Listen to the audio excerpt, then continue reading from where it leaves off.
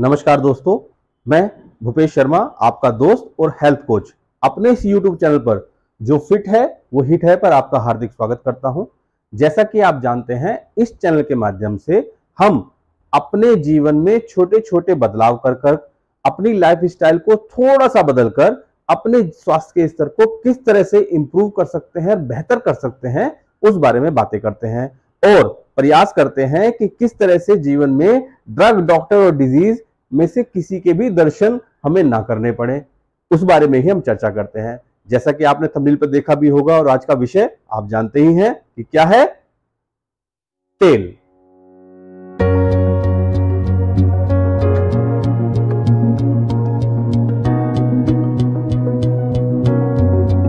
बेहतर तो यह होगा कि हम किसी भी ऑयल का इस्तेमाल अपने किचन में ना करें, लेकिन जिस व्यवस्था में हम रहते आए हैं और जिस व्यवस्था में हम रह रहे हैं, वहां पे जल के बिना मछली तो रह सकती है, लेकिन रसोई घर बिना तेल के आप सोच भी नहीं सकते। कोशिश ये करें कि आप अपने रसोई घर से कम तेल का इस्तेमाल करें। आज के दौर में अगर आप मार्केट में जाते हैं, दुकानों पे जाते हैं, स्टोर पे जाते हैं, तो आप देखेंगे वहां पर कुकिंग ऑयल की एक बहुत लंबी कतार लगी हुई है, जिसमें बड़े बड़े ब्रांड्स भी शामिल हैं। डिफरेंट नाम से अपने अपने प्रोडक्ट को बेचते हैं और विज्ञापन का इतना ज्यादा असर हमारे दिमाग पर होता है कि हम ये बिना सोचे कि उस तेल के अंदर होता क्या है और वो क्या तेल हमारे खाने के योग्य है या नहीं है और उससे हमें क्या क्या नुकसान हो सकते हैं, हम सिर्फ विज्ञापन से प्रभावित होकर उस ब्रांड को खरीद कर घर ले आते हैं और अपने खाने में इस्तेमाल करते हैं। और आप जानते हैं कि जो इस्तेमाल हम उस खाने का करते हैं, उसके लंबे समय में कितने दुष्परिणाम हमारी सेहत को झेलने पड़ते हैं। आज सही तेल का चुनाव भविष्य में तेल की वजह से होने वाले हमारे स्वास्थ्य पे हानिकारक असर को कम कर देगा। जैसा कि मैंने बताया कि सर्वोत्तम तो यह होगा कि हम तेल के बिना ही अपने खाने को बनाएं। उसके लिए अलग से एक दिन वीडियो बनाएंगे, बहुत सारी वैरायटी अलग से बनाएंगे जिसमें हम किसी प्रकार के तेल का इस्तेमाल नहीं करेंगे। लेकिन क्योंकि हम लोग ऐसे समाज में रहते हैं जहां हो सकता है मैं अपने आप को रोक लूं, लेकिन मैं अपने परिवार के दूसरे सदस्य को या किसी और को या मेहमान को हम तेल से वंचित नहीं कर सकते, तो हमें तेल का इस्तेमाल तो करना ही पड़ता है। ऐसे में हमें चूज करना है, हमें वो तेल सेलेक्ट करना है जो हमारी सेहत को कम हानि पहुंचाए। हम तेल का इस्तेमाल खाना बनाने में करते क्यों हैं? क्या हमें उससे क्या लाभ मिलता है? हमें अलग तरह के विटामिन मिलते हैं, लेकिन उसमें एक फैट भी मिलता है। हम लोगों को सैचुरेटेड फैट भी मिलता है, अनसैचुरेटेड फैट भी मिलता है। लेकिन इस बात पे ना जाकर सबसे बेहतर बात क्या है, सबसे जो प्रचलित बात है और हमें क्या अच्छा लगता है, हमें लगता है जीभ का स्वाद। या हम अपने जीभ के स्वाद को अगर थोड़ा सा कंट्रोल करें तो हम तेल की वजह से होने वाली बीमारियों से अपने आप को बचा सकते हैं। या दूसरे शब्दों में अगर मैं इसको कहूं, तो अगर हम अपने चटोरपने को थोड़ा सा कम कर लें तो हम तेल की वजह से होने वाली अनेकों बीमारियों से अपने आप को जीवन भर के लिए बचा लेंगे। तो आज के विषय में तेल जो हमारे सेहत पे कम हानि डालते हैं, कम नुकसान देते हैं, उसमें सबसे ऊपर जो नंबर आता है वो है रिफाइंड ऑयल का। क्या आपने कभी समझा है कि ये रिफाइंड ऑयल कैसे फैक्ट्री में तैयार होता है और जब तक हमारे पास तक पहुंचता है तो वो किस प्रोसेस से होकर गुजरता है? वो एक हाई टेम्परेचर पर गर्म किया जाता है, उसके जो फैट हैं, फैटी एसिड्स होते हैं, वो ट्रांस फैट में कन्वर्ट हो जाते हैं और हमारे शरीर के लिए इतने हानिकारक होते हैं। फिर उसमें हम लोग उसमें क्या मिलाते हैं, उसमें उसके प्रिजर्वेटिव्स मिलाते हैं, बहुत सारे केमिकल्स से होकर गुजरने के बाद वो दोबारा हीट किया जाता है, पैक बोतल में बंद करके मार्केट में आता है और मार्केट से विज्ञापन के द्वारा हमारे घरों तक आता है। फिर हम उसे घर ले आते हैं। सबसे पहला प्रारूप है वो है रिफाइंड ऑयल का।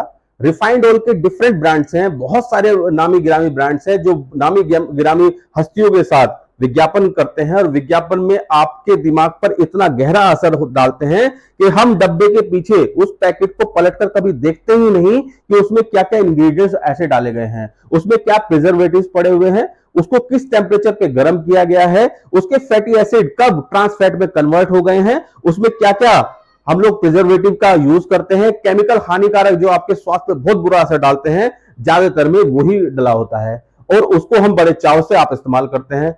ये बिना जानकारी के अभाव में ही हम अपनी बीमारियों की जो गठड़ी है दुकान से पैसे देकर खरीद कर लाते हैं, उसको रोज सुबह दोपहर शाम घर में अपने और अपने परिवार के साथ इस्तेमाल कर रहे हैं।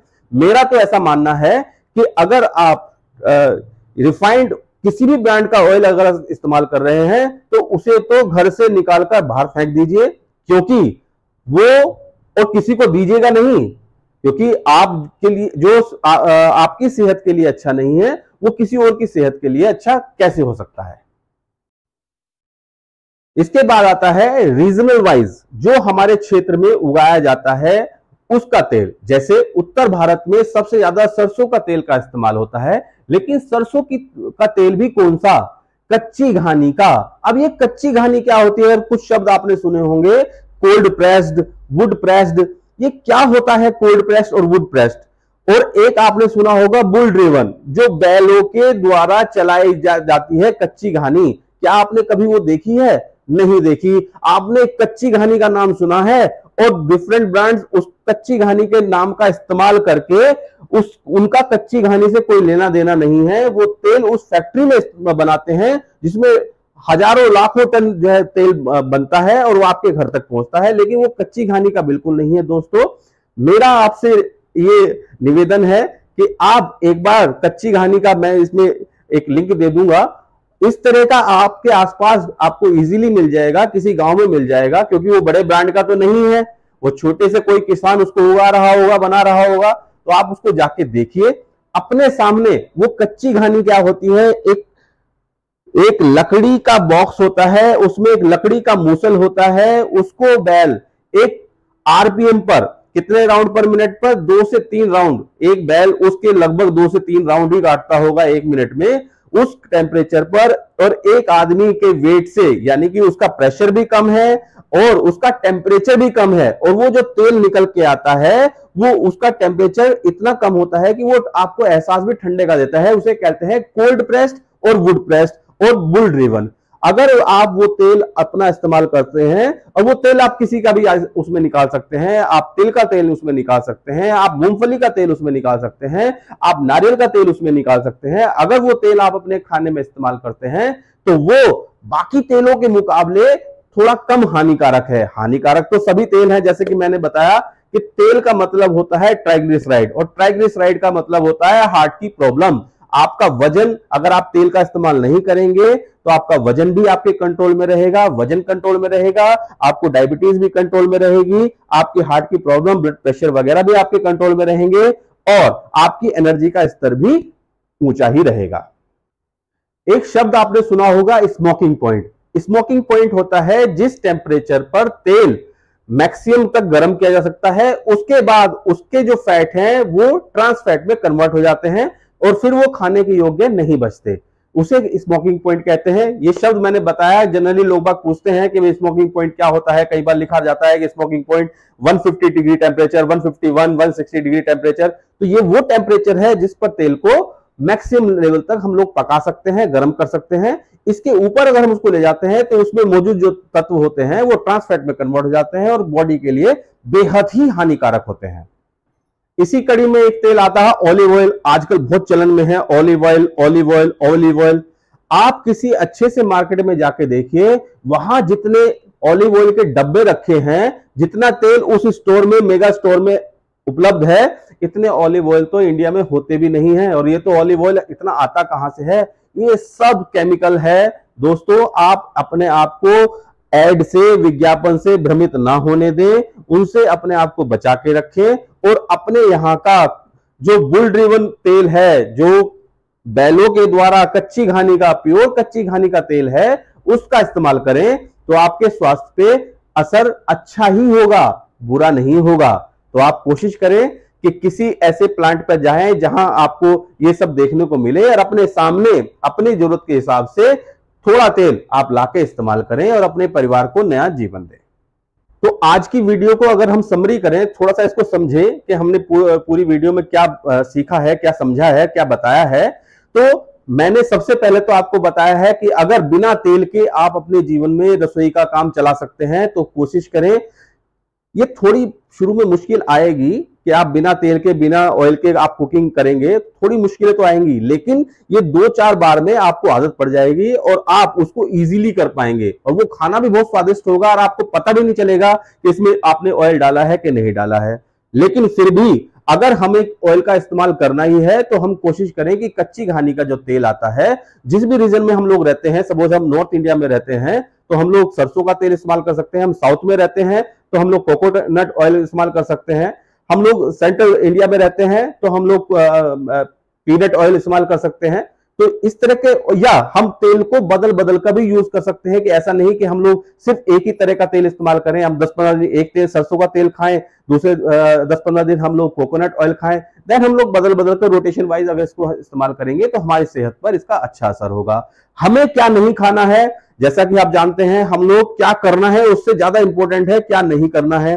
तो क्या नहीं करना है, हमें रिफाइंड ऑयल का इस्तेमाल बिल्कुल नहीं करना है। पहली बात, मार्केट में कच्ची घानी के नाम से बिकने वाले तेल का इस्तेमाल हमें बिल्कुल नहीं करना है। प्रयास करना है, हमारी सेहत का अगर सवाल है तो थोड़ा सा कष्ट तो हमको उठाना पड़ेगा। हम लोग वीकेंड्स पे छुट्टी मनाने किसी ऐसे प्लांट पर चले जाएं जहां कच्ची घानी का तेल हमें देखने को भी मिल जाए और हमारे सामने निकलता हुआ भी मिल जाए, तो हमारे लिए इजी होगा और हमारे स्वास्थ्य के लिए भी अच्छा होगा। एक बार आप जाएंगे तो शायद दोबारा जाने की जरूरत ना पड़े, उस किसान से आप रिक्वेस्ट कर लेंगे, फोन नंबर आपके एक्सचेंज हो जाएंगे तो वो आपके घर पे ही शायद आपको सप्लाई भी देगा। इससे किसानों को भी मदद होगी और आपको एक बेहतर खाना खाने को मिलेगा। तो मैं आशा करता हूं आज की वीडियो से हम लोगों ने सीखा होगा कि किस तेल का इस्तेमाल हमें करना चाहिए और किस तेल का इस्तेमाल हमें नहीं करना चाहिए। इस चैनल पर दिखाई गई सभी जानकारी आपके स्वास्थ्य को लेकर ही दी जाती है। आपका स्वास्थ्य बेहतर बने, आप जीवन में स्वस्थ रहें और किसी भी बीमारी से अपने आप को बचा के रखें, यही मेरा प्रयास है और मेरी यही कामना है कि आप और आपका परिवार हमेशा 3D ड्रग डॉक्टर डिजीज से हमेशा के लिए दूर रहे। इसी कामना के साथ किसी नए टॉपिक पर अगली बार फिर मिलूंगा आपसे। तब तक के लिए नमस्कार, जय हिंद।